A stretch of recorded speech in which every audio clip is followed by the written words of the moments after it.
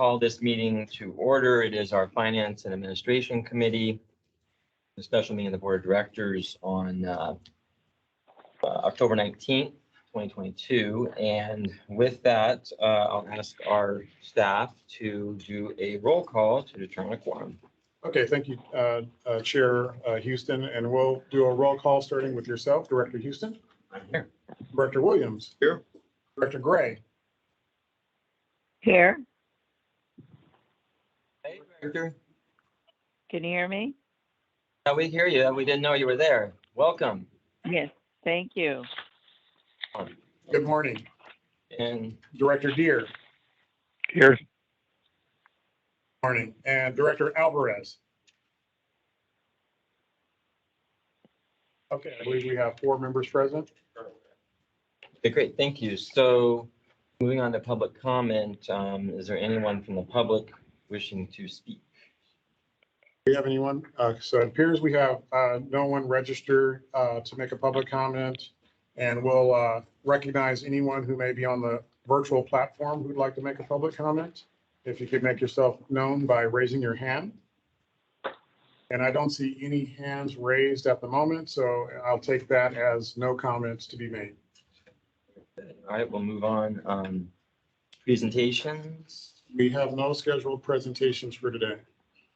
So we'll go on to the action calendar. That's item 5A, the approval of minutes. Okay, and so we have Desiree Quintero to provide the recommendation for the filing of our action minutes. Is being considered for the board today are the September 2nd, 2022 special board minutes, as well as the September 26th, 2022 regular board minutes.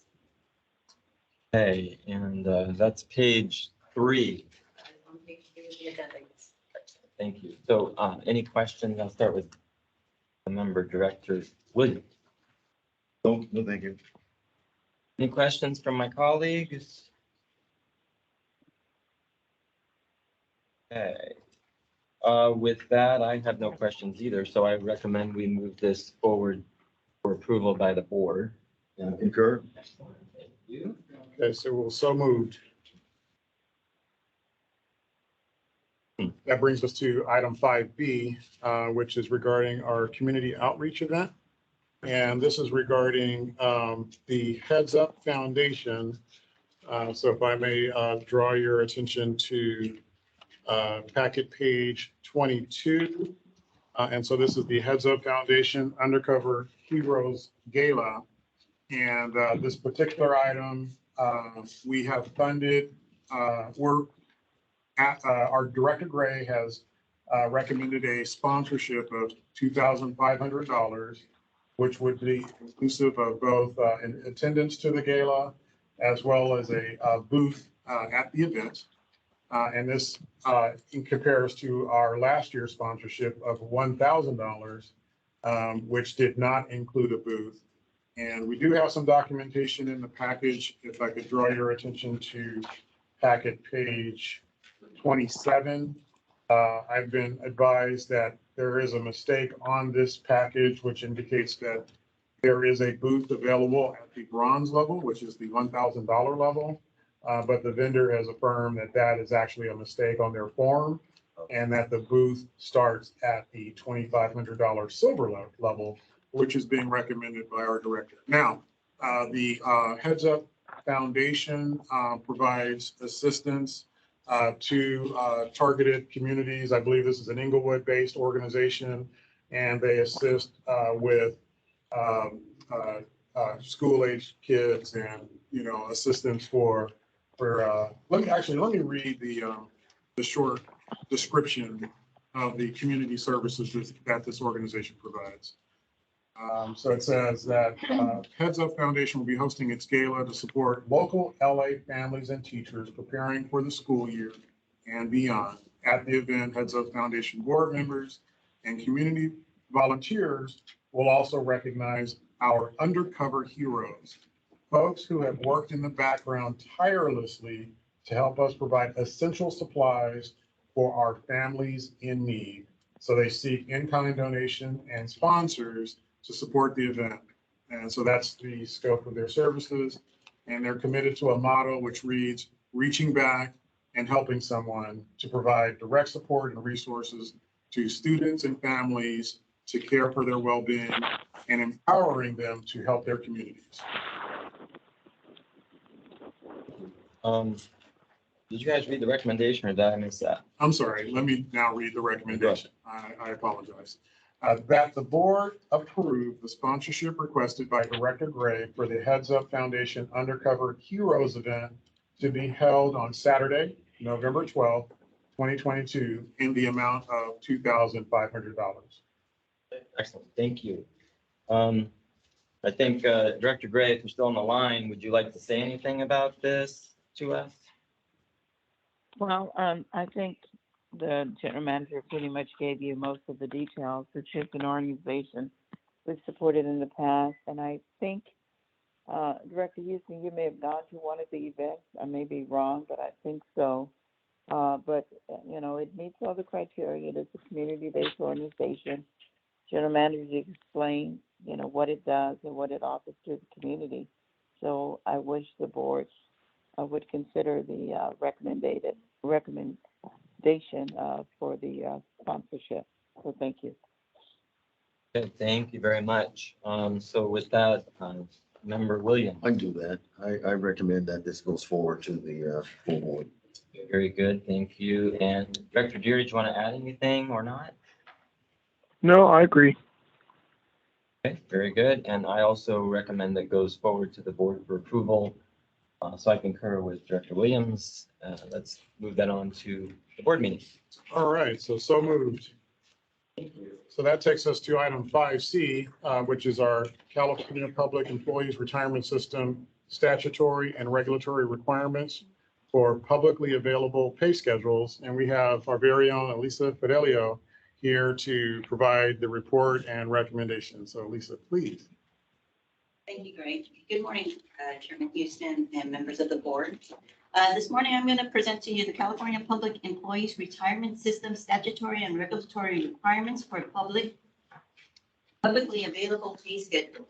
So West Space in contracts with the California Public Employees Retirement System, also known as CalPERS, to provide pension benefits to its employees.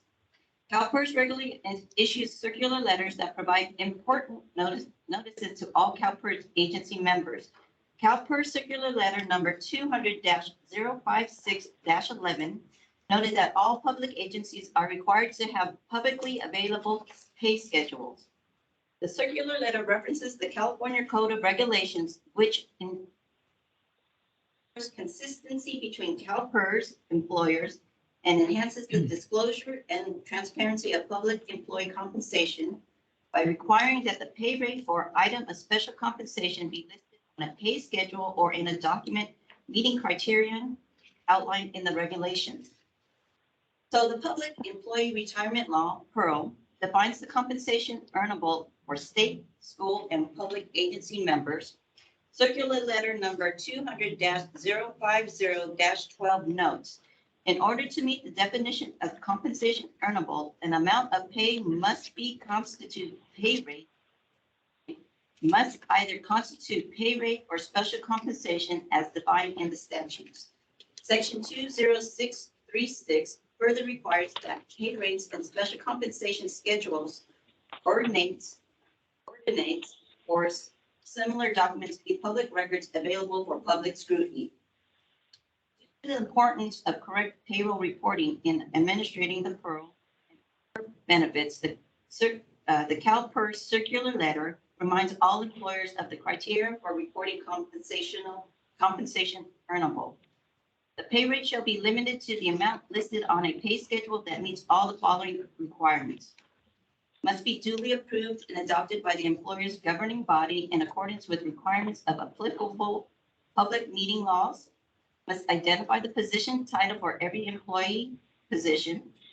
Must show the pay rate for each identified position, which may be stated as a single amount or a multiple amounts within a range. Must indicate the time base, but not limited to whether the time base is hourly, daily, biweekly, bi-monthly, or annually. must be posted at the office of the employer or immediately available for public review or posted on the employer's website. Must indicate an effective date and date of any revisions. Must be retained by the employer and available for public inspection for not less than 5 years. And must not reference any other document in lieu of disclosing the pay rate. All 8 requirements must be met in one salary schedule for each member's pay. For CalPERS to approve the pay amount as pay rate and reportable compensation earnable. So if you turn to attachment A on page, I believe it's 34. Is that correct? Yes. Yes, 34. It is the updated West Basin schedule, which will reflect the fiscal year 2022-23. It considers the 2022 Consumer Price Index for our general area, in addition to the increase of salary grade ranges by 3.14% based on an outside agency surveys of like agencies using their overall average cost of living increases. Also, the proposed schedule has been updated to incorporate the assistant general manager classification that was added for this new fiscal year. So to the CalPERS regulations, the amended salary schedule must be posted on the district's website for public review. So at this time, I will take any questions from the board before my recommendation. Why don't you just make the recommendation first? Yeah. thank you. Okay, so our recommendation is that the board approves the amended West Basin district's salary schedule. Thank you. So with that, any questions from Member Williams or? I have none. Good.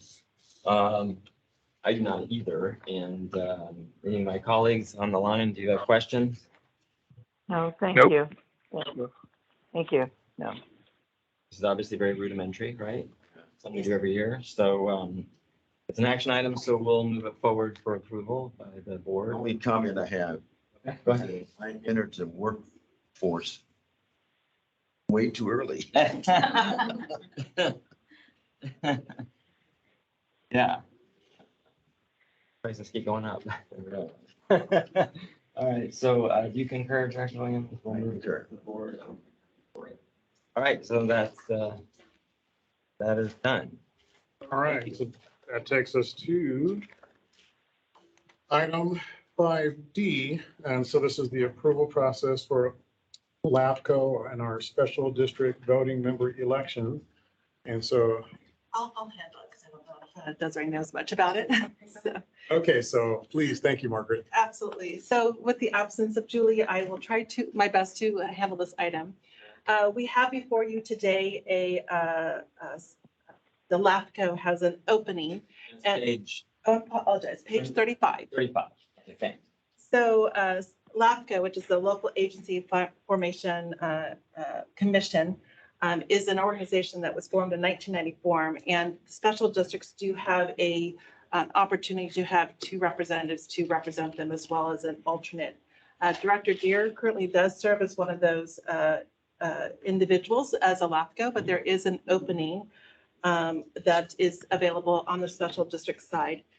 As part of the process, there is a number of candidates that have submitted their name as interested in to serve into that position. Those names are listed in the sort of bottom half of page 35. Stephen Appleton, Robert W. Lewis, Sharon S., I'm not going to even try to say that last name, and Yvette Stevenson Rodriguez. Those 4 names have been submitted. As part of our administrative code, it does state under section 2-1.303A7, with regard to the election of LAFCO directors and alternative directors, the president will act as instructed by a majority of the board. And so this is the request of the directors to take a look at those candidates, but the recommendation is that the president will cast that vote, and that vote must be cast prior to November 30th, 2022 at 5 p.m. And with that, there are, starting on page 37 and going forward until page 46, some additional information about those 4 candidates. And let me go ahead and read the recommendation and then open it up for discussion. Board authorize the board president to cast a vote for one candidate to be a special district voting member of the Los Angeles County Local Agency Formation Commission, otherwise known as LAFCO. Excellent, thank you. I guess with that, maybe we ask Director Deere, President Deere, his thoughts on this. Yes, I'm inclined to support Robert Lewis, a fellow water board director who has a lot of experience. I've known him at conferences and so on over the years, and I think he'd be a good member for LAFCO. So I would support Robert Lewis. Very good. And I don't recall how we've done this in the past, but I mean, the recommendation is just to authorize our board president to cast a vote. So maybe we send this to the board with no recommendation, and then the board we talk about director, or If I could in, Chair Yeah. Houston, it does say up in the first paragraph under summary on page 35, the section within the administrative code does state that with regard to the election of LAFCO directors and alternative directors, the president will act as instructed by a majority of the board. So I think to that point, I think that what you're starting to suggest, which is bring this to the full board for discussion, President Deere can share his thoughts of the position, and then you can take a vote at that moment. Very good. That's what I would recommend. very, very clear. So I'll ask Director Gray, did you have any questions or comments? Just a comment that I support the recommendation from our president since he is on the LAFCO board. I think he may be president-elect, I'm not sure, but I do support his recommendation. Okay, very good. So I think what we'll do is we'll send this to the full board with no recommendation from this committee so we can take an action on it at the board meeting and follow what it says here on our code, if you have that majority support, right? Yep, that's fine. It's good with, I'm good with that. Applies easy, right? Cool. All right, thank you very much, and thank you, Director Deere, for letting us know. And so will move that to the full board to talk about. Okay, and that completes our action calendar. And so that brings us to our information calendar, if you're ready to begin that. Yes. All right, 6A is our year 2021-22 small and local business annual report. And we have our contracts administrator, Joanna Garcia Singleton, here to provide the report, and it's just a report, it's our report. No recommendations. Thank you, Greg, and good morning, Chair Houston and members of the board. This item begins on page 47 of the agenda package.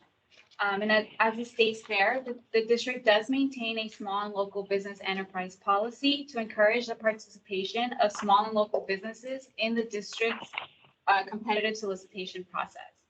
The policy sets a 10% annual target participation goal and requires staff to present an annual report to the board of directors to reflect on the effectiveness of the small and local business enterprise program.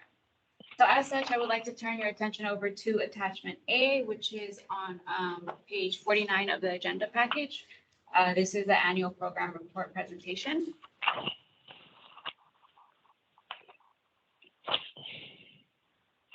So first, I will go over the definitions of small and local here at the district.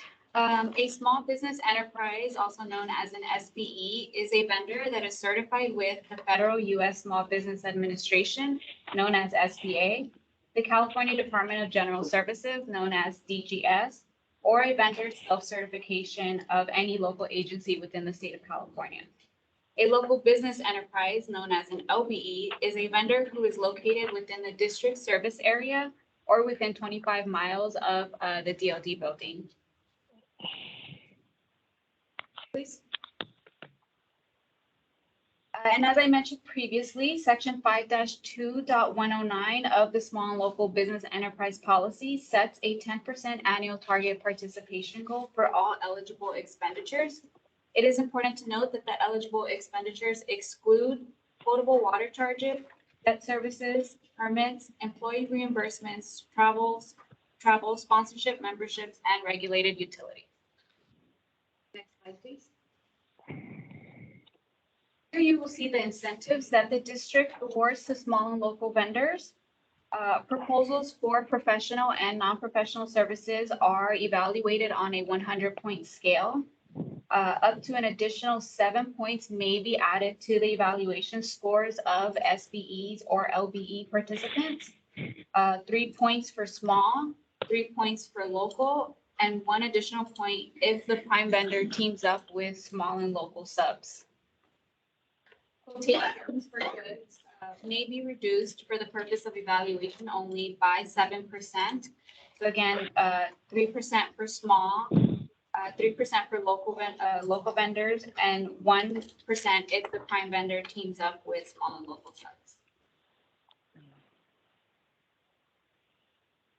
So this table here highlights the total eligible spend, the small and local spend, and the spend percentage for the past 4 years. As you can see, in fiscal year 21-22, we had $57 million in total eligible spend, $9 million in small and local spend, which puts us at a 16% participation rate for fiscal year 21-22. This is, of course, less than the previous years, mainly because in previous years, we did have sizable construction projects with small and local vendors. But as you can see, we did meet the 10% target participation goal that is set forth.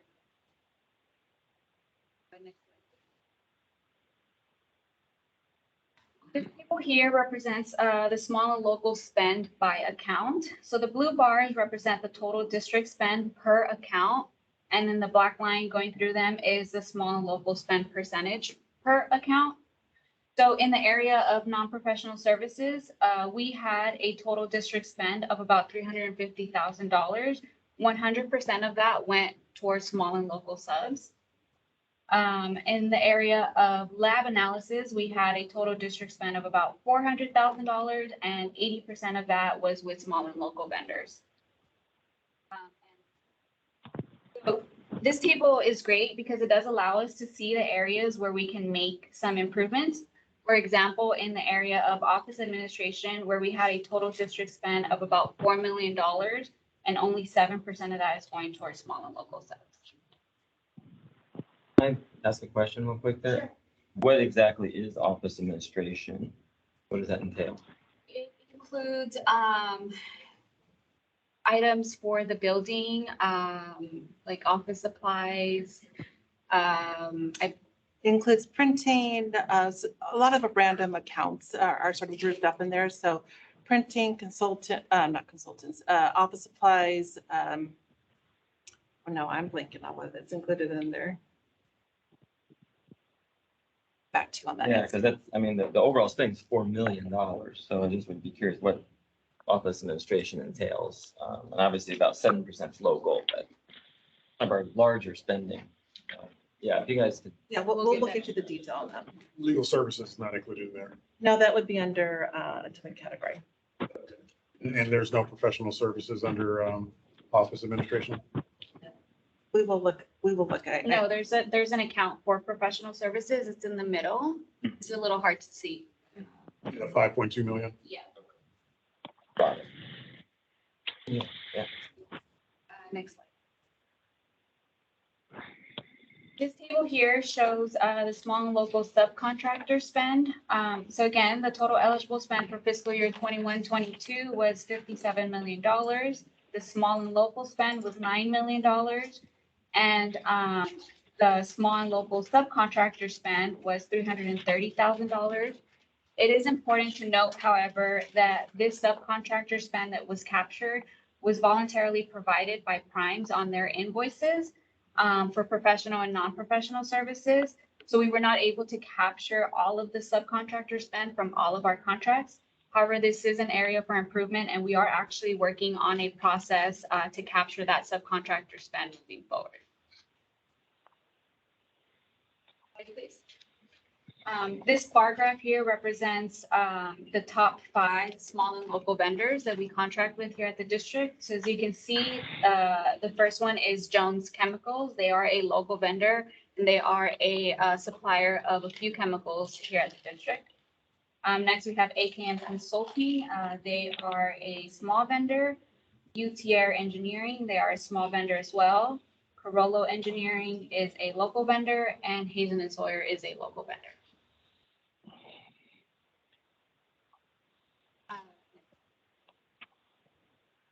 So next, we will go over some vendor demographics. We have a total of 1,124 eligible vendors in our financial system. 521 of those eligible vendors are local and 71 are considered small.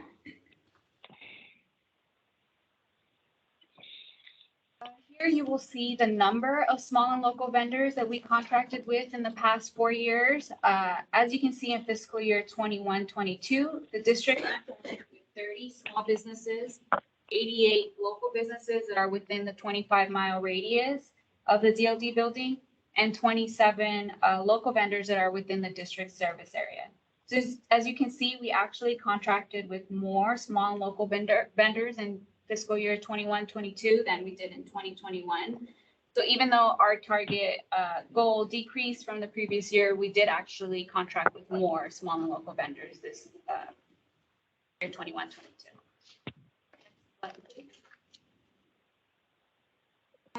This pie graph here represents the number of small vendors used by account in fiscal year 21-22. So for professional service, we had professional services at the highest, which was at 33%, meaning that 33% of small vendors contracted with were in the area of professional services, were professional services vendors.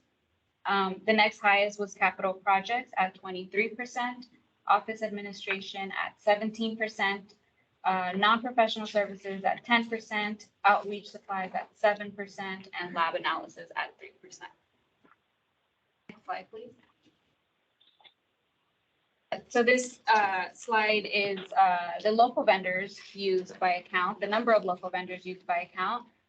The highest was in the area of office administration at 34%. So again, 34% of the local vendors that we contracted with were in the area of office administration. Then we had professional services at 21%, capital projects at 18%, non-professional services at 9%, and then the rest of the accounts were all under 5%. This is a very nice. I'm so sorry, I didn't see. Yeah, I just, Go ahead, Director. I understand that this is a informational item, so I would like to get some more information. Okay. I would like to see the breakdown on the professional services.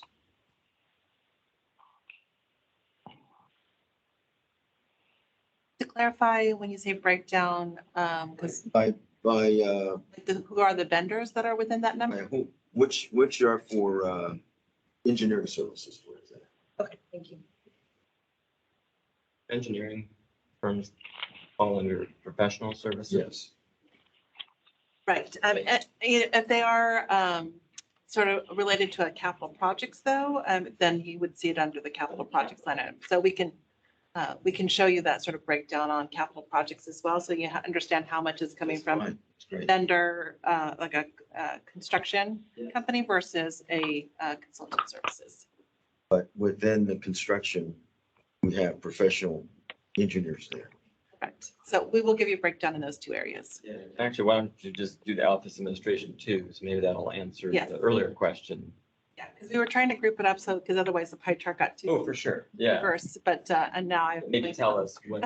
in each category. I think it's a good point, Benedict Williams, because, and also, as you said, professional services, some of that, the engineering might be in that, but on the other one, they might be under the capital. And then, obviously, legal goes under professional, correct? Is that? That's where we grouped it, yes. Anything else, Director Williams? That's it. Okay, very good. So this here is a very nice graphic that shows the location where the district is contracting with our local vendors. So it might be kind of hard to see, but the green dots are the local businesses, that is their actual addresses. The area shaded in blue is the district service area, and the area shaded in yellow is the 25-mile radius. And this similar map is on our website, so vendors can log into get on the website and type in their address, and they can see where they fall whether in the 25-mile radius, in the service area, or outside of it. Next slide, please. Last, we'll go over our action plan for fiscal year 22-23. First of all, we aim to increase small and local spend by focusing our informal solicitation towards small and businesses only. This is something that's known as sheltered bidding at the district. We are also considering potential procurement policy changes to encourage greater outreach and increase small and local spend. Mentioned earlier, we are working on a process to have visibility and to capture the small and local subcontractor spend. And last, we plan to contact our current vendors to see if they may qualify as small vendors. We do recognize that some of our current vendors may be small per the SBA or DGS guidelines. However, they may not be aware that they qualify. So we plan to conduct some outreach to let those vendors know that these programs exist and hopefully increase our small vendors here at the district. And that concludes my presentation. I'm happy to answer any additional questions. Thank you. Let's see, any questions, Director Williams? No, thank you. Let's see, Director Jeter, any questions? No, thank you. Director Gregg?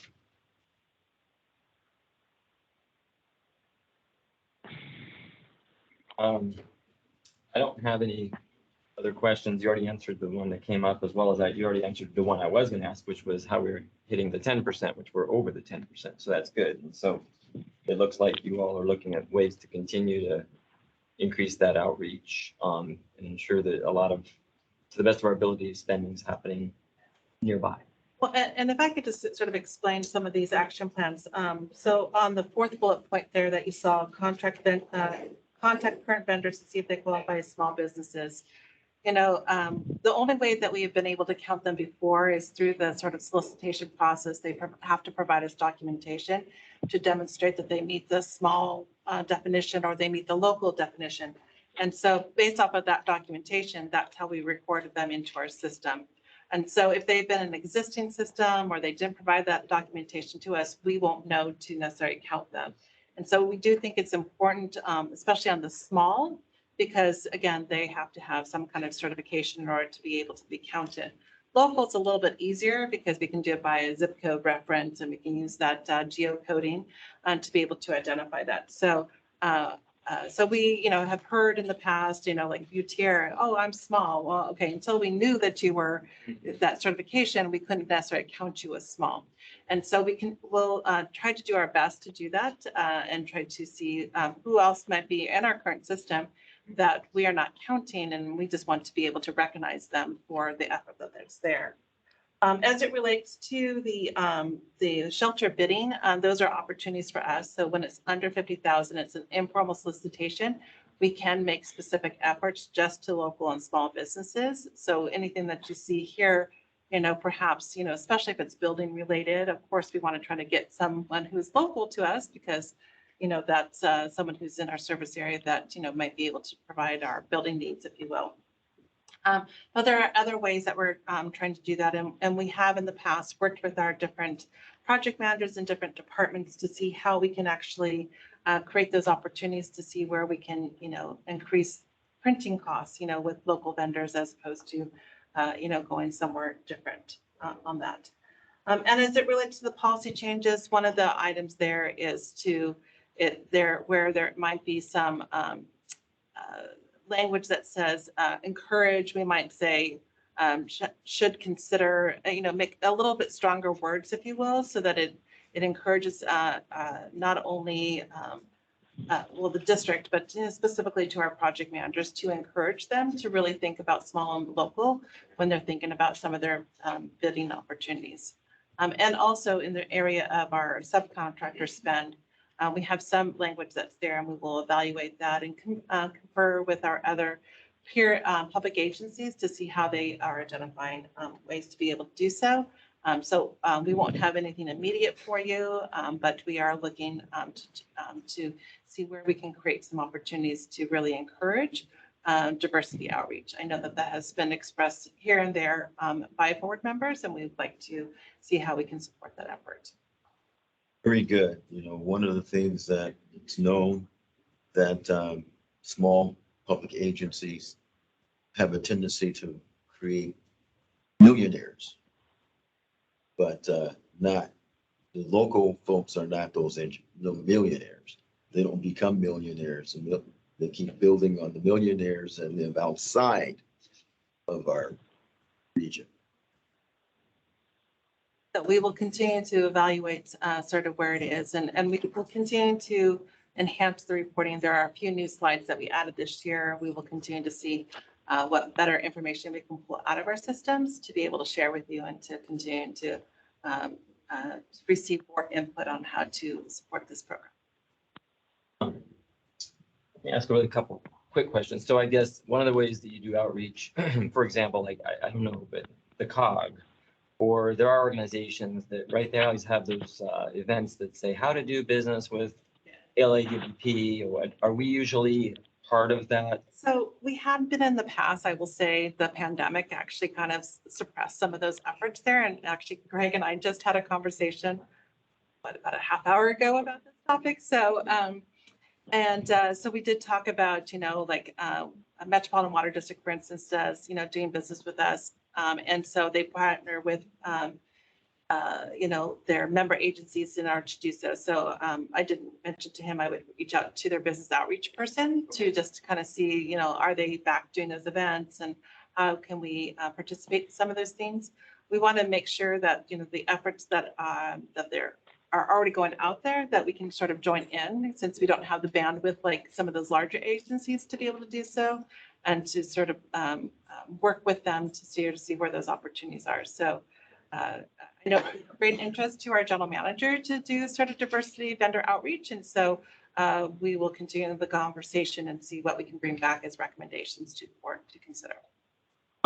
Because what I'm thinking is I get different emails from folks, so obviously they will highlight that they're having some sort of a event or a vendor event, or they're showcasing something, especially a lot of the chambers of commerce. And I understand you can only do so much, but it seems like if the COG, for example, did one that's regional and says how to do business with your local, whichever utility or public agency or a big city or the county, it'd be great if that might be one we should probably hopefully be at, since it's the COG, it's local. Sure. And the same for maybe just a couple of chambers that are more robust and do that. I don't even know which ones do, but for example, maybe I know that the LAX Coastal Chamber sometimes does how to do business with X. What I'm saying, I guess, is we're members of most of these organizations, and so for what it's worth, we probably should just monitor when they start putting information out. If staff would look at that and make a call that is that one appropriate to attend or not, it might be.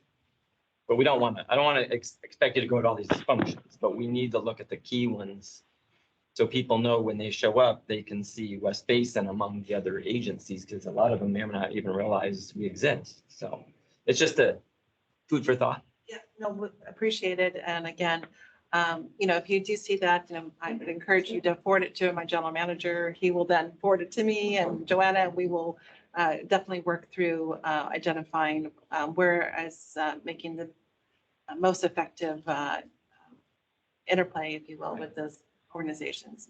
Great. I have, I think, two more things. One was on that list of the four things, the bottom one, contact current vendors, and I do understand. So out of curiosity, when people, when they input themselves into our system, and or when they put a bid in, do they have areas where they do check those boxes off that would capture that? So I will say with you, our e-procurement system, and we currently use Mercell, is separate from our financial system. So even if you input into those things and say, hey, I'm a smaller local, unless they are doing business with them, they won't get into our financial system. So when we're pulling the reports out, they're pulling it from actual vendors that we do business with. And so, there's something to be considered there as well, and how we do that, because we're not going to put someone in our financial management system unless we're going to actually make a payment towards them, if you will. So We can see where we can bridge between the two and see how we can capture some of that information more, like captured, like what level of effort have we had over the years, over the months, I should say. Yeah, okay. The only reason I meant, because you mentioned, for example, let's say UTR or somebody else says, oh, I didn't realize I was Right. small or something. And so it's like, oh, maybe there was a way that Yeah. got caught ahead of time rather than on the back end. I don't. Yeah, and when we get that information, we do have a coding system within our financial management system to tag them as either small, local, or local within 25, and you can be both small and local, so, but we can certainly see what we can do to kind of take the information we gain from the e-procurement system and how we can utilize that information going forward within our reporting, so. One last thing.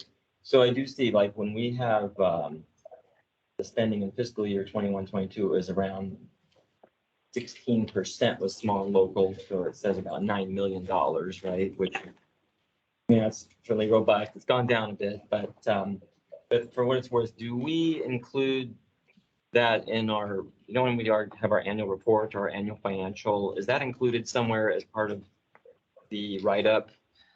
We don't typically do that, but and that doesn't mean that we cannot Sure. consider that in future ones. There are, different ways to share information, probably are in the budget documents, probably the best way to be able to share that within our financial statement, which is now referred to as the ACFR, or Annual Comprehensive Financial Report.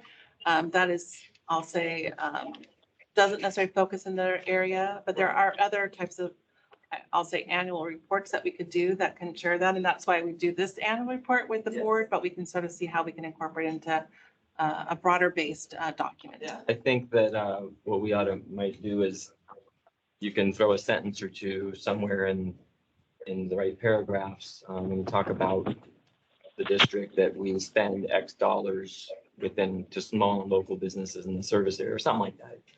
I think that would be really good just to showcase it. And then maybe at some point it's on our website somehow too. I don't know in the right place, but maybe when people are looking at about West Basin, somewhere in there it says. Doing business with us page. And so maybe something to the effect of, I don't know if it's this presentation itself or some quick snapshot. Even just I just think even a sentence or two to say, I'm just suggesting, but I think it would be nice to highlight because the board, we obviously have made this a priority. And I think these are great metrics, but we need to share them in a way annually that the members of the public can see. So just a thought from me, but I think that's Certainly, a good idea. We will talk internally and be able to provide you maybe an update in a few months that just kind of shares you sort of the progress that we're making towards some of these items. Very nice. Okay, any other questions? Hear any? So let's move on. I want to say thank you very much for a good presentation and good information for us to know. Thank you, Joanna. Thank you, Margaret, for that great presentation. Okay, so that takes us to our next information calendar item. Item B, Small and Community Bank Investment Program Review. And we have Marianne Rexroad, Manager of Finance, and Margaret to provide that report. And please. Thank you, Greg. Good afternoon, Chair Houston and members of the board. I will be happy to present on item 6B, which begins on page 66 of your packet. You speak up just a little bit. Yes, I do. I know. I know Margaret told me ahead of time, make sure you project. Yes. Is it under the microphone? Is that what it is? It is. Maybe it is. Switch. Okay. Or just even slide over a little. There you go. Yeah, all right, sorry, Margaret. Okay. Thank you. All right. No, it's perfectly fine. I do try to project, but Yeah. maybe the microphone will help. You better now. Okay, better? Yes, it is. Okay. West Basin has a small and community bank investment program. The purpose of the program, the policy was to invest funds within our local and community banks, who then in turn would take those funds, invest within the community, either through loans or education, or possibly community events and activities. So you may recall, for those that were here, back in 1999, the program started. We had one bank at the time that was called Broadway Federal, now City First. And we've expanded the program through the years. We also have modified the policy itself to be a little bit more flexible And also we wanted to put some reporting features into the policy as well. So we want to go over that information with you today. We prepared a presentation that, again, Mark and I will kind of tag team on this. We're hoping to look at the different elements of the current policy, which is also attached in the packet, and then to look at where we can maybe improve or expand upon the banks that we have or change the program so it's more inviting to the banks. So with that, I'm going to ask if we can turn to page 68 of the packet. And then actually, would you go to the next slide, please? Okay, so I'm going to start off the first few slides just to go over the current policy and some of the areas that we thought that are important to just catch up on and review. So the first page has to do with the bank qualifications itself. So the first area that we have is we wanted to catch small banks. And so there's a certain definition of small banks. And so what we use is the Community Reinvestment Act definition. And currently that small bank definition doesn't sound so small to me, but it's 1.38 billion. I just checked that yesterday. That was as of 12/31 of 21.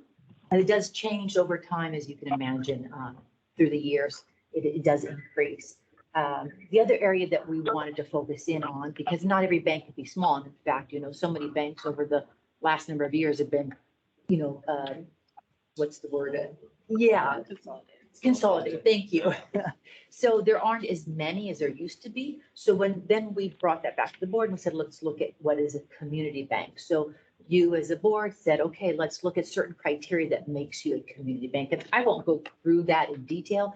It's in the policy, but some of the things that you had pointed out to us is let's look at the number of loans within our service area. What makes up those loans? We want to make sure that they have presence in the community.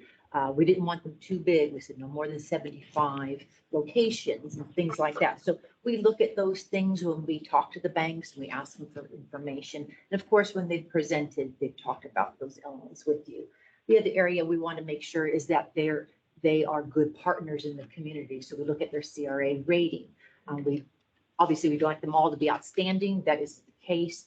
There are a number of banks that we also have in the program that are satisfactory. So that's another area we look at.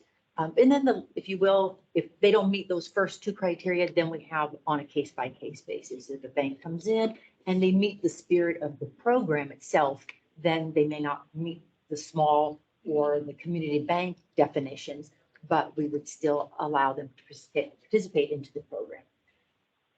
I will hand it to Margaret. She has some considerations. Yeah, so again, we wanted to look at the criteria there. And again, as Marianne mentioned, many of the banks that are participating in that program, I believe only one actually truly meets the definition of small. And so the remaining three participant banks, and Marianne will go over those in a moment, are individuals that are banks, I should say, that really meet that second bulleted point, which is that they have, a number of branches, if you will, that are in the area, that they do that community outreach. And so we wanted to see where additional participants could be in the bank. So we did look at the cities within our service area. We looked at the banks that are within our service area. And you will see a later slide that will talk about some additional banks for us to consider. And we did some preliminary outreach to them just to see, one, if they called us back, they might be interested. And if we called them back and spoke to them, would they be willing to sort of meet some of the criteria that we have established within our policy? So we'll get into that in a moment. But we do think that we have some additional participants that could be a part of this bank. And what we like about that too is so that we're really trying to make sure that we're getting to the full service area that's here, not just necessarily one or two divisions, but rather that we're actually getting to each one of them. We can't necessarily dictate where banks are, but anyways, it's nice to know that there are banks that are going to be perhaps are within all of our service area. So we're excited to introduce that to you later in this presentation. Next slide, please. As I mentioned, we're looking at different areas of the current policy. This next slide talks about the program investment. So obviously the program was developed to reach out to banks that meet the spirit of the small and community banks. That's obviously an important element. We also wanted to look at how much we wanted to invest each bank. So the initial investment we felt we were comfortable with was up to $250,000 because that's the FDIC limit where we're definitely covered and there's collateral there, so we're safe. But we also said we could go up to 2 million with each bank. That allows that flexibility.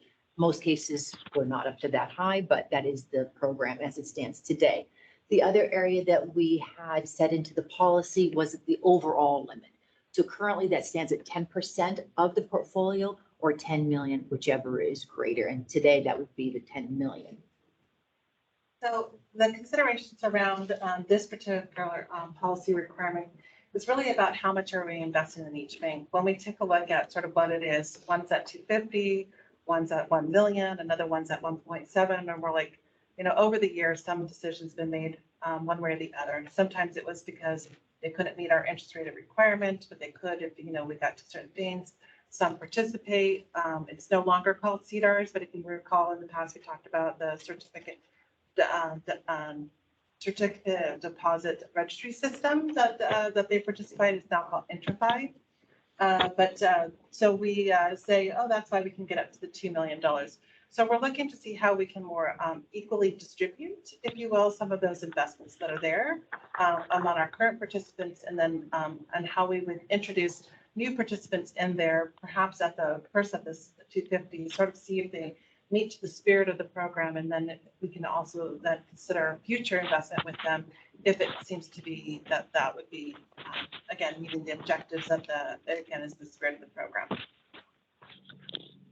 So we will talk about that coming up as well. Next slide, please. All right, so this third element we're going to talk about is what's in the annual reporting within our policy. So as I mentioned earlier, a bank can start into the program at up to $250,000. With that investment, if you recall last year, we changed this because it became a bit burdensome, I think, for the committee to hear from every bank we had multiple times. So we pared that down a bit. So we said, okay, if you're going to if we're going to invest in you, then we ask that you then provide a 2-page summary about your involvement in the community. You don't have to make a presentation to the board, but we do want to know what you're doing. For a new bank that has an investment, yes. Do we get a copy of that? I've not seen those reports, but I'm aware of. Maybe So that's that's part of our consideration. We realize that we are receiving that information, but the board is not, and so we will be talking about that. And so if you wanted an investment greater than 250,000, the bank was then required to make a presentation to the board, as well as to provide their involvement in the community. They needed to share their latest CRA report. They need to talk about also their loans within the service area, again, having to meet the criteria that we had set up in that second bullet point. So that again was from greater than 250 up until $1 million. Now, if we invested more than $1 million, then we said, you bank need to come in every year and make a presentation to our board. And in that case, you need to give us the full gamut, all the information. And so that seemed appropriate at the time. But again, we have some second thoughts about that, and Marta will talk about that. Exactly. So at this point where we used to have 4 or 5 presentations in the year, we have one bank that's at 250,000, so you don't see anything at all currently. We have one bank that's over the $1 million, Malaga Bank, that we are hearing from. And then we have 2 other participating banks that are just at $1 million, and so you're not hearing from them because you've already heard the initial thing.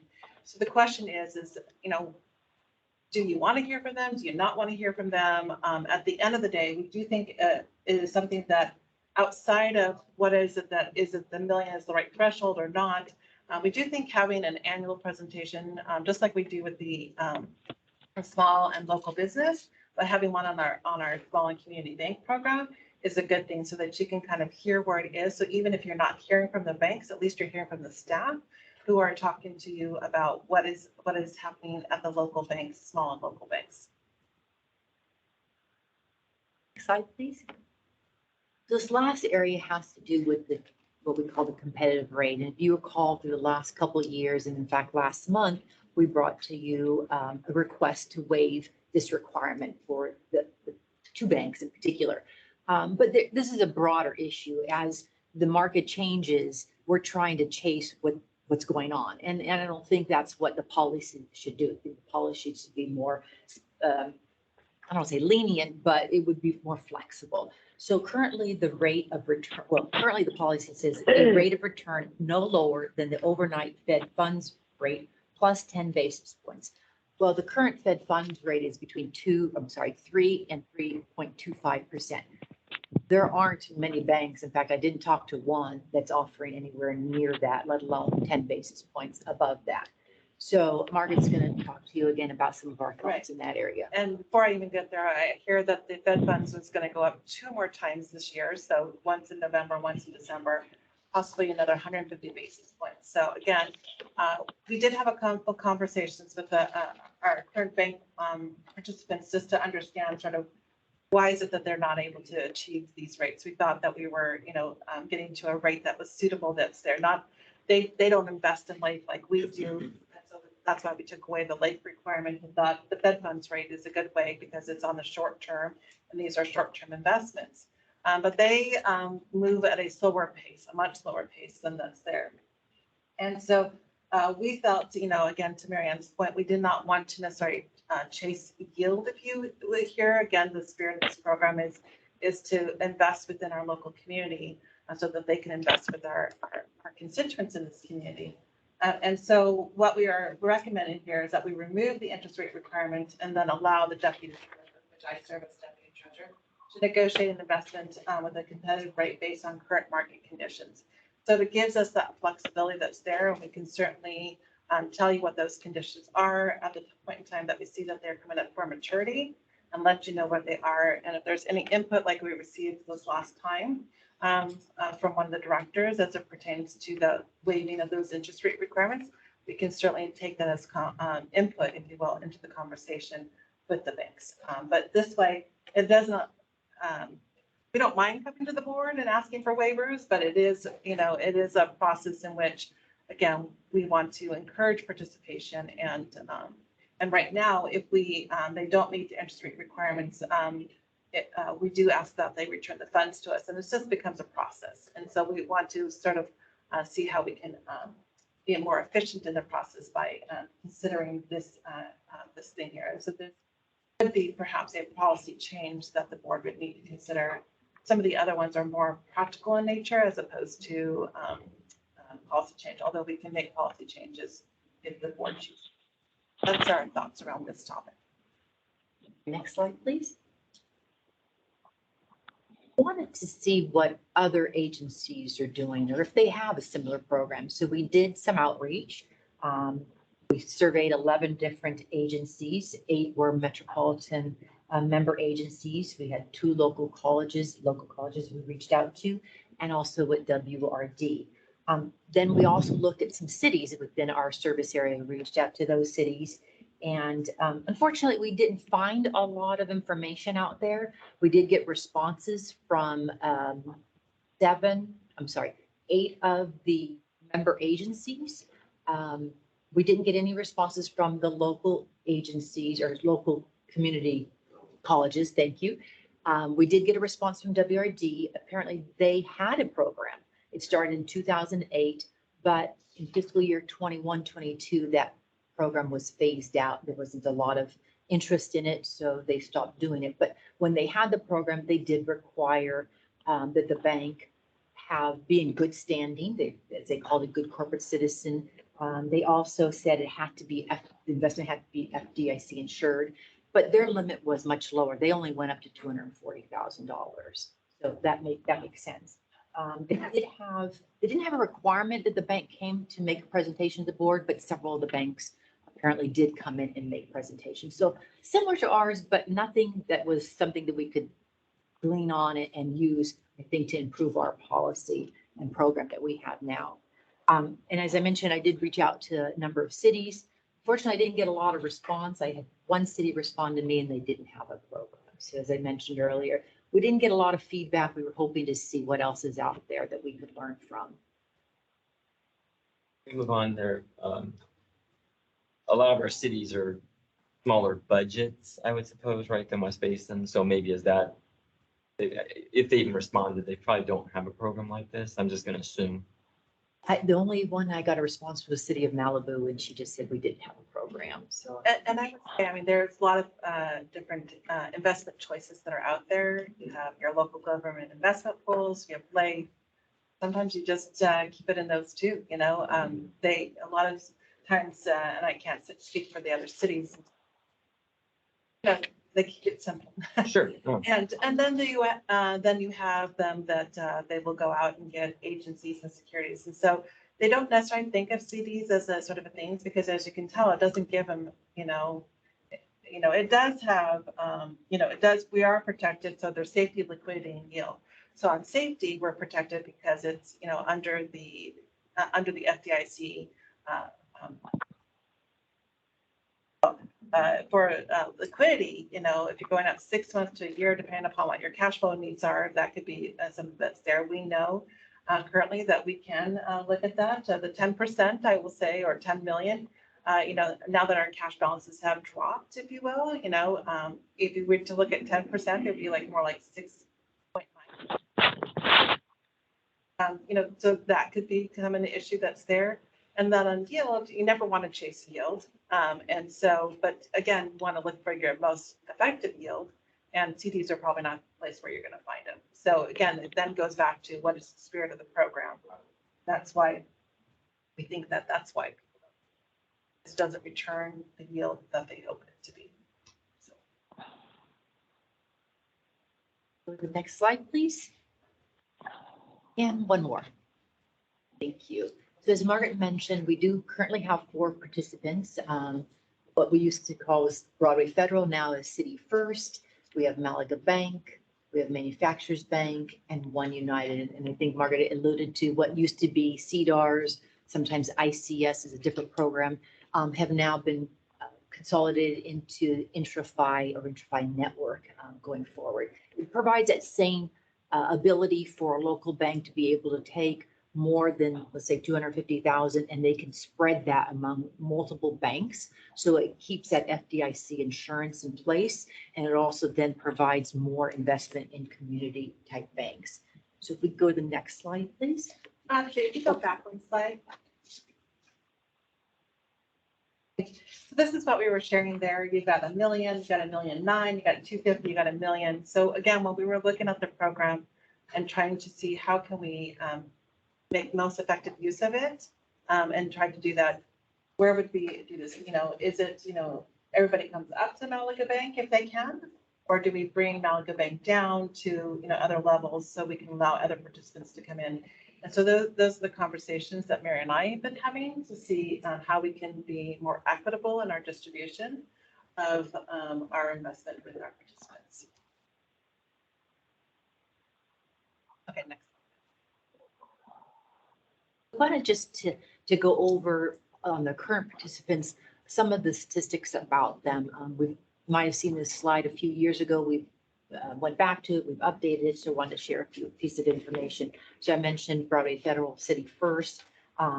This is one of the small banks that are remaining within that definition of a small bank under the CRA.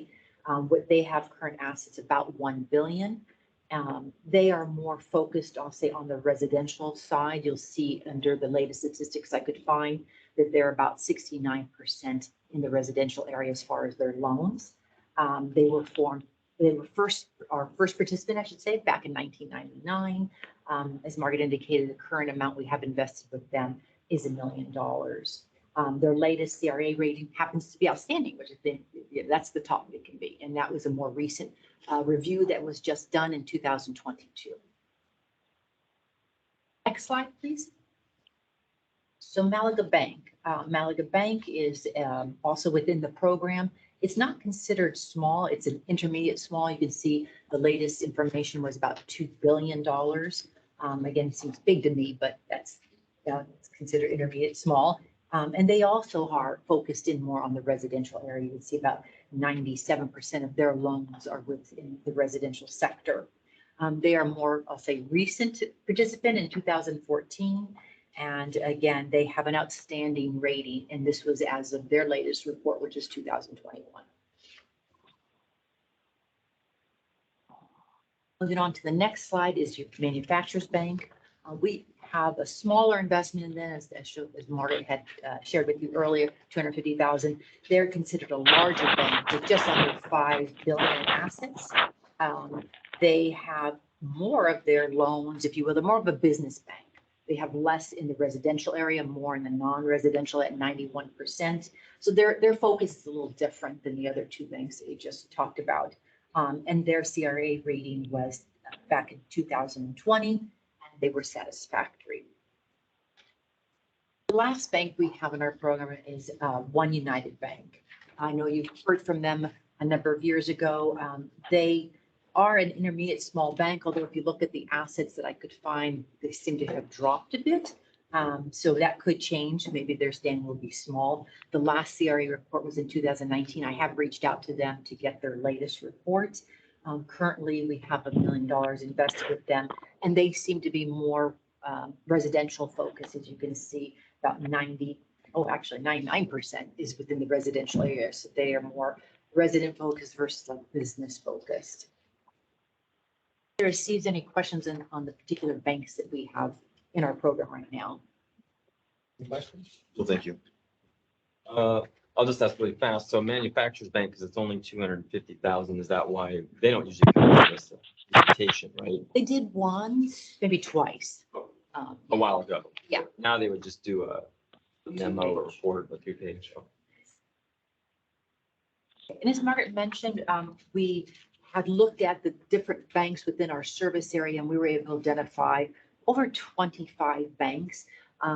Some of those banks were very large, like there were 4 that were in the trillions. Obviously, that's not as small, probably not a community bank.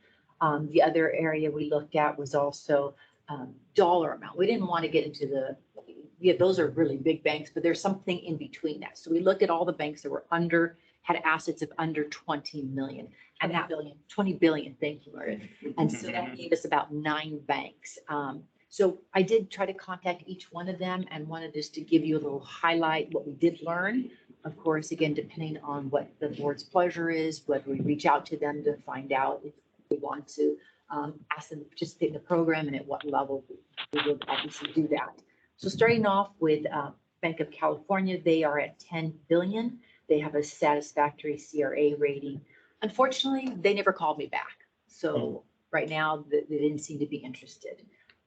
Bank of Hope, which is a little bit bigger at 18 billion, they do have a satisfactory credit rating, CRA rating, not credit rating, CRA rating. They are a participant. Oh, I forgot to mention that within the IntraFi network. If they're a participant, it allows us to go above the 250,000. So I thought that's important to share. And they were very interested in participating in our program. Private, they weren't interested. I reached out to them. They specifically said, no, thank you. Citizens Bank, a business bank at 18 billion. They had a satisfactory rating. They are in the IntraFi network, and they were interested in participating. So we've got 2 banks now. Third bank was Farmers and Merchants. Again, they're a little smaller at 12 billion. They do have a satisfactory CRA.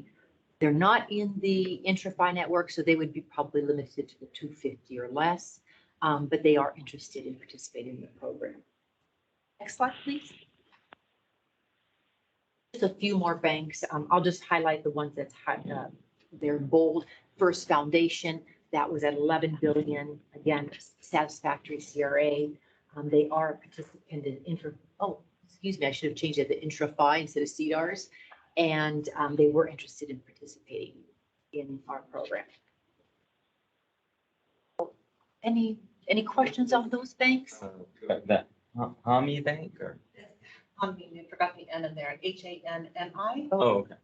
So it So, needs to improve. yeah, so on their CRA ratings, there's needs to improve, satisfactory, and outstanding. So many banks are actually at the satisfactory level and above, and we felt that if they are not able to meet this minimum requirement of satisfactory, it's probably not a bank that we necessarily want to participate at this time. And so that's why you don't see them highlighted there. And then the other 2 banks that are listed there, again, reached out to them, and First Bank and Open Bank, and they are no response. So at this time, as Marianne mentioned, there are, I think, 4 additional banks. 1, 2, 3, yes, 4. 4 additional banks that we could consider investment with. And so that kind of goes back to that first sort of foundational, like, how do you participate? And so this would allow us to consider investment there. And as we consider those investments there, then how much, again, assuming that we go up to the 10 million, how do we divvy up that 10 million? We don't necessarily need to give away all 10 million there, but, but where do we start? And so that's why we're thinking if, to start initially with a $250,000 one, and then to kind of hear from them a little bit more, get to know the bank a little bit more. And then if they are in the IntraFi participation, then we can consider, again, extending additional dollars with them so that we can see how much we want to extend our investment into that area. Next slide. So next steps, as Margaret indicated, there's a few areas where we felt like we could update the policy if the board feels like there's areas that we could be more flexible on, such as the competitive interest rate requirements. That's something we could bring back with our policy review. It says November here, but I think we're thinking maybe we would extend it out to January. November might be a busy month with a lot of things going on. December, I think, is also just a busy month in general. So we were thinking maybe January we'd bring it back. Another area where we thought we could, if the board is interested, we could reach back out to these banks who seem to be interested in the program, if that's the board's pleasure. And then, of course, the idea was we could report more often, at least on an annual basis, about the banks that are interested and look again at what are recommended or what their interest is in the program itself. No, you captured it. Okay. All right.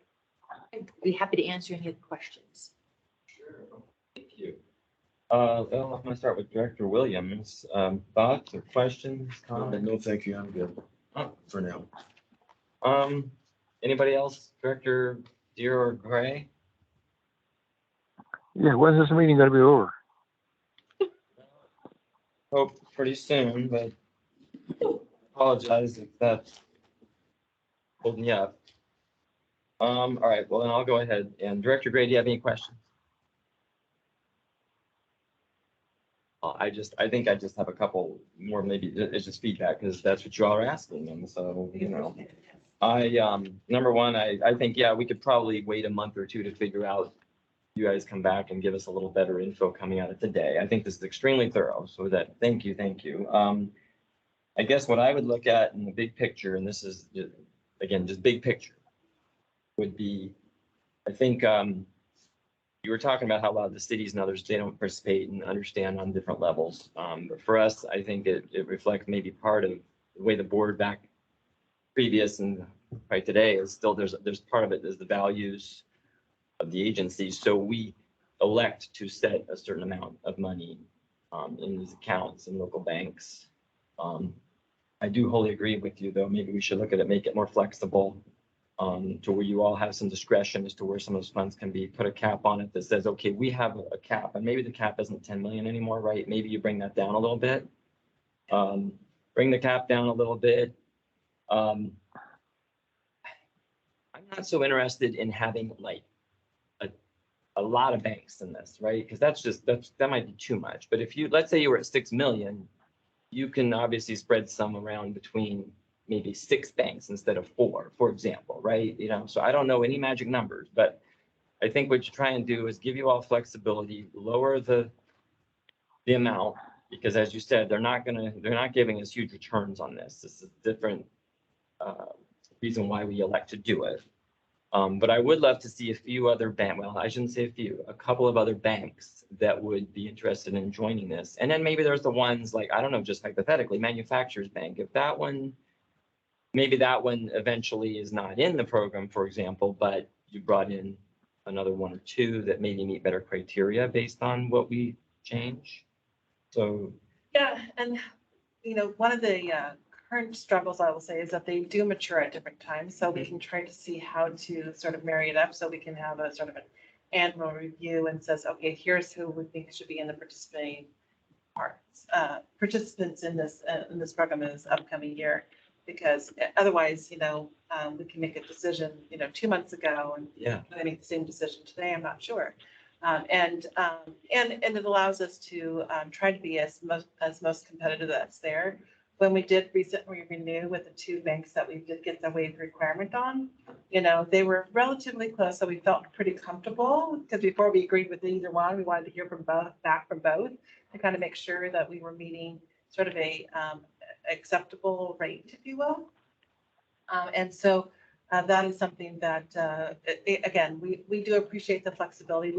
We are definitely want to make sure that we stay compliant to the policy, but we do think that the policy, once again, as we learn more about this program and how it works, to adjust so that it works for what we're trying to achieve. I think, so I think when you come back, you give us policy options in the sense of, again, do we lower the maximum in this program? And I'm thinking the way that we respond to you on that one is just to say, what has been our participation level? What has been our bank balances at the end of the last few years? And that way we can say, hey, we've been closer to, certain percentage, or because we've been around the $4 million mark for quite a while, I would say. We've never been at the 10. And so this gives us an opportunity to kind of say, okay, how do we, what is the right number to be? And just being mindful of the fact too, because these will be illiquid. I mean, you cannot, once you invest, you invest.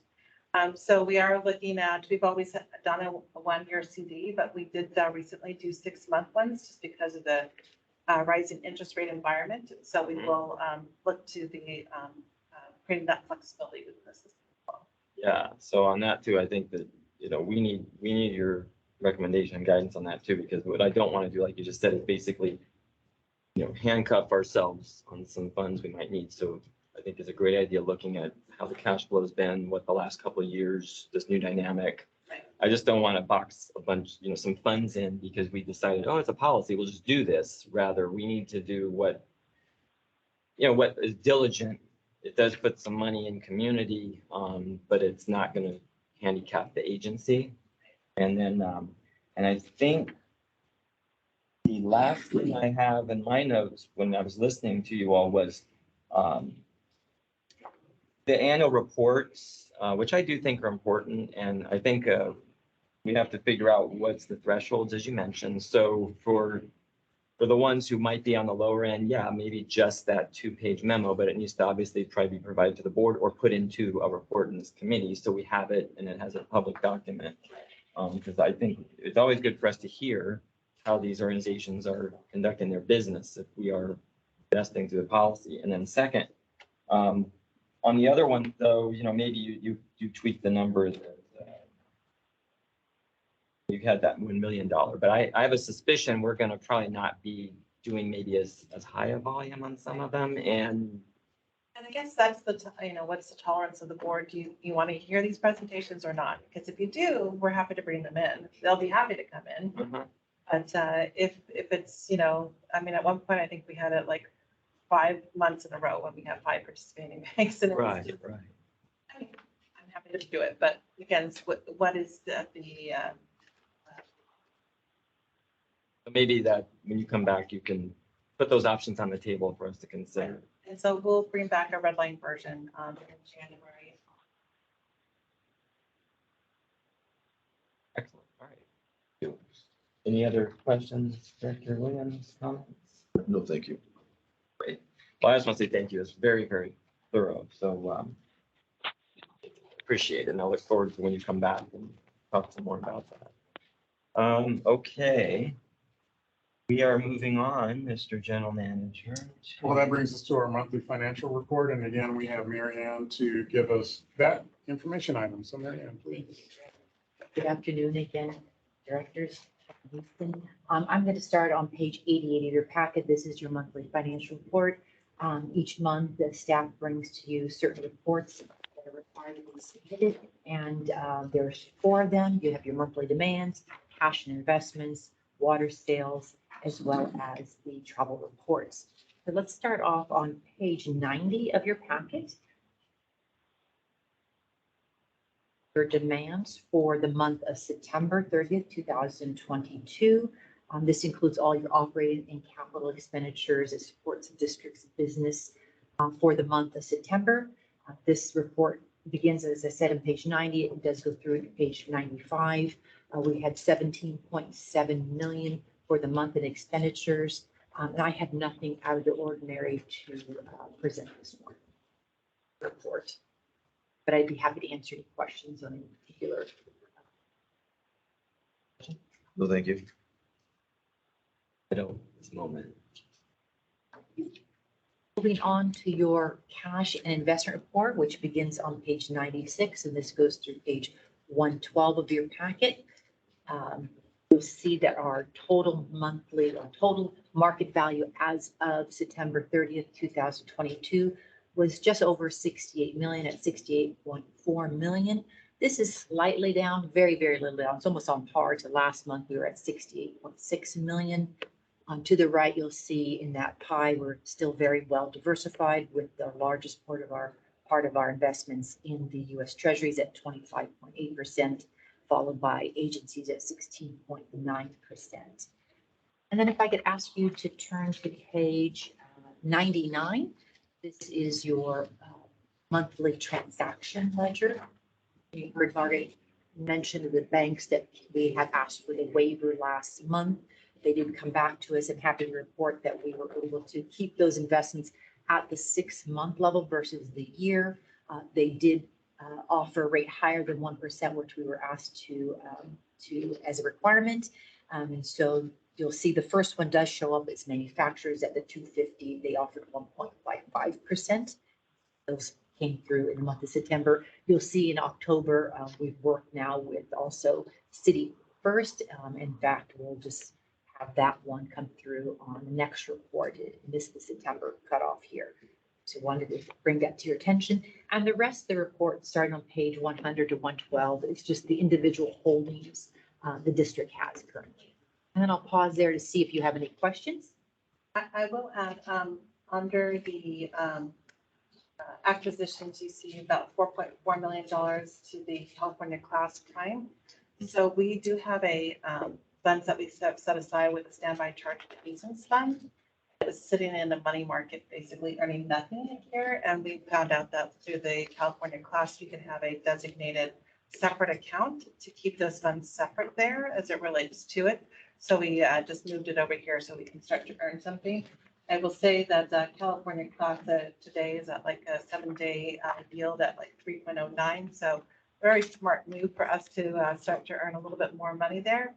And I will just offer up that we will be having some discussion in the new calendar year around sort of the standby charge to easements fund and the whole policy with a whole discussion around the standby charge settlement.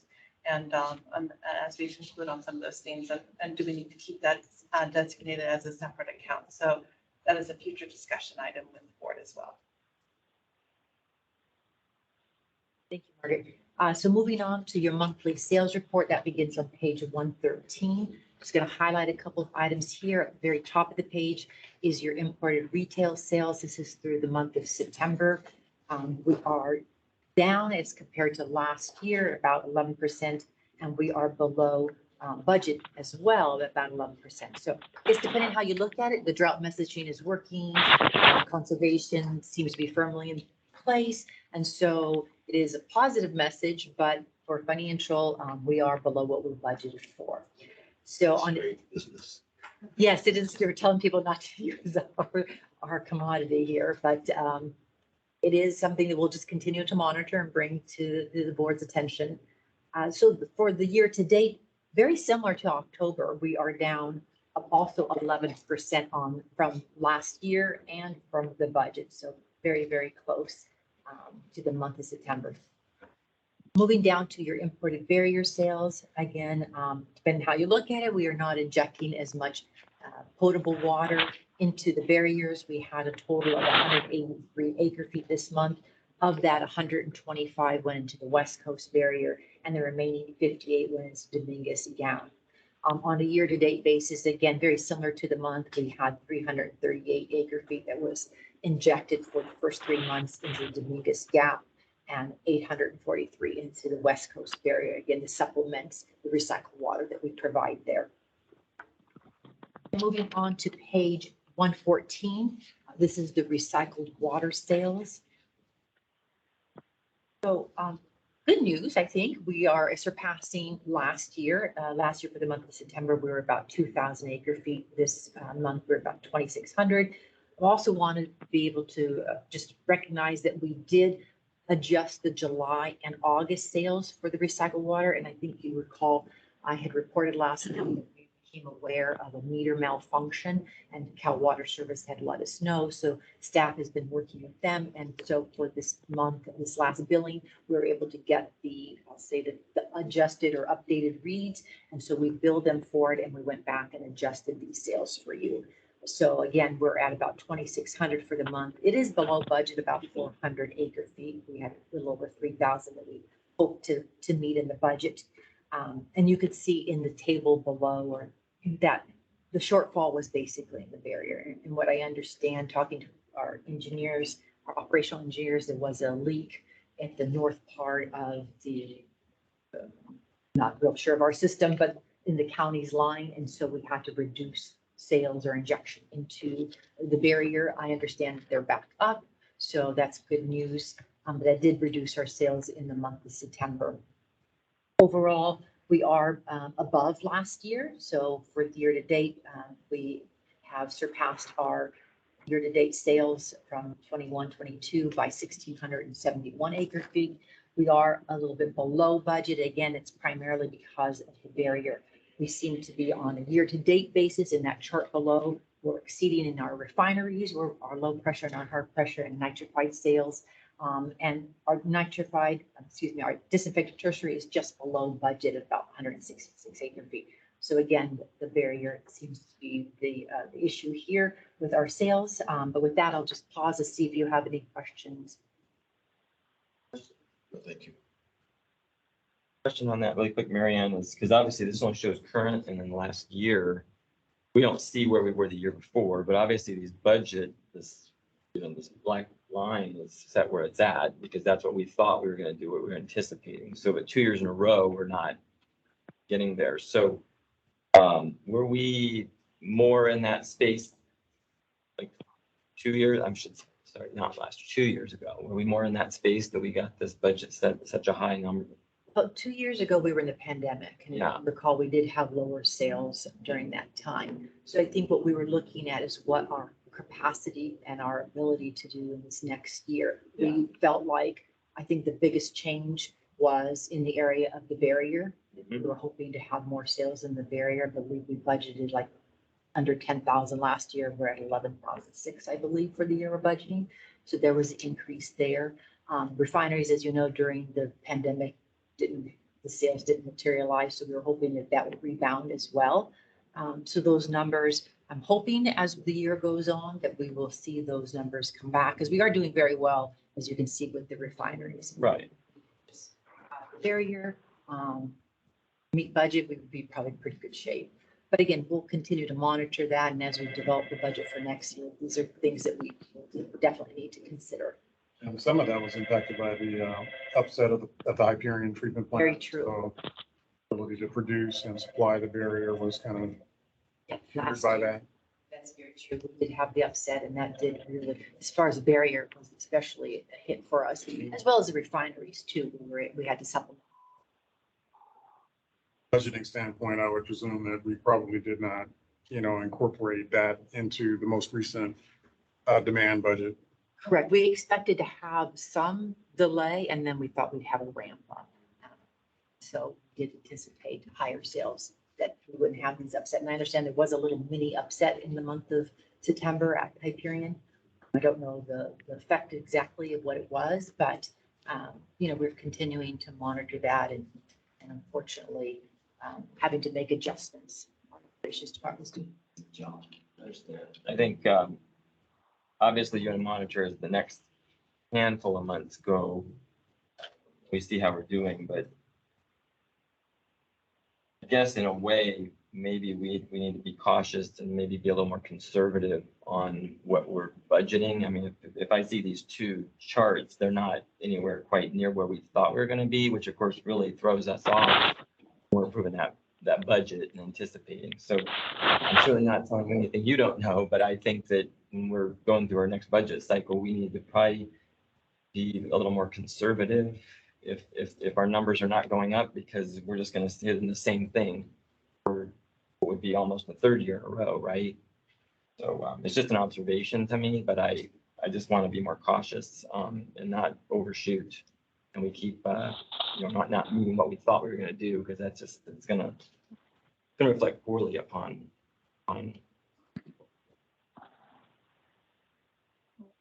Yeah, okay, thank you. Okay, Okay, so the last two reports for you are the executive management and page 115 is your director's conference and travel expense report, followed by the executive management and staff travel expense report on page 116. And that's all I have for you this morning, this afternoon. sure. Any questions, Director Williams? No, thank you. Let's see. Any questions, Director Deere? No, lots of information though. Thank you very much. And Director Grant, I think, is not here anymore. And I don't have any specific questions. I obviously see we're doing well on budget when it comes to travel for staff and board members, so we're just fine. Okay, so with that, thank you to both of you for an excellent report. And we will move forward. No closed session. Like. And then directors' comments and future agenda items. So I'll start with our member, Director Williams. Well, thank you. Just great work. Very good, thank you. And Director Deere. We have a stellar financial department. I'm so impressed. They're great. Excellent, thank you.